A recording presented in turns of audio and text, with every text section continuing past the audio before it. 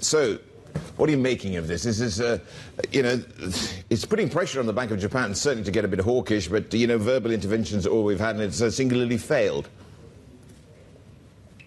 Yeah, the verbal intervention doesn't really do much. You have to expect it to happen, though. We've seen some examples just over the last couple of weeks, so you'd expect more to come. Certainly whatever Masada Kanda, basically the top finance guy, says, you know, is going to be of importance. But at the end of the day, verbal intervention is just that. It's verbal, and actions speak louder than words as far as the market's concerned.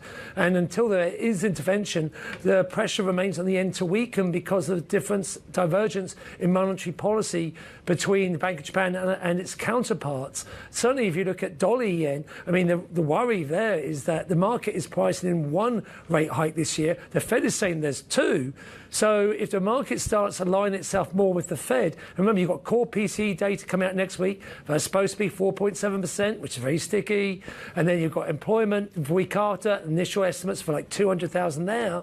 So that data backs the Fed's argument, going, hey, we intend to do two. And if one more rate hike, so two rate hikes get fully priced in, then obviously that's more dollar supportive at the expense of the yen. So risks are near-term skewed towards dollar yen going to higher towards that 145 area, and that's where the last time the intervention actually happened.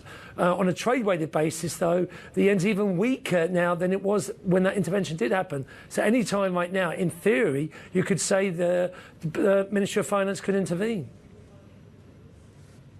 And David, what could actually, you know, beyond intervention, you know, if it's going to work or not, what are some of the other things that could actually turn this kind of weaker yen story, right? It's either they do yield curve control and tweak it, or if we see actually a turn in U.S. short end rates, right? I mean, which is more likely at this point?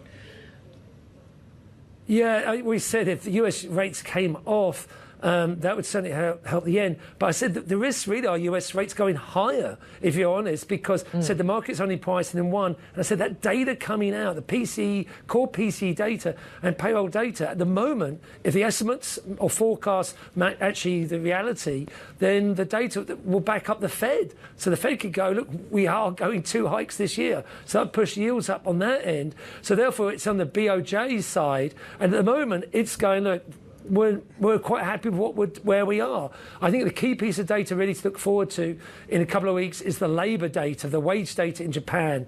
If that was disappointing, most recent data, if that shows an improvement, then you can go to the BOJ, look, okay, with demand pressure maybe picking up, and that may spur BOJ movement. But having said that, it's unlikely to be anything in July, which moves the can down the road until basically you could go to September or maybe in October, when its next outlook report will be due after the July one. So at the moment, if BOJ is going to move, it seems it's going to be a few months yet till it happens, which is going to keep pressure on dollar yen.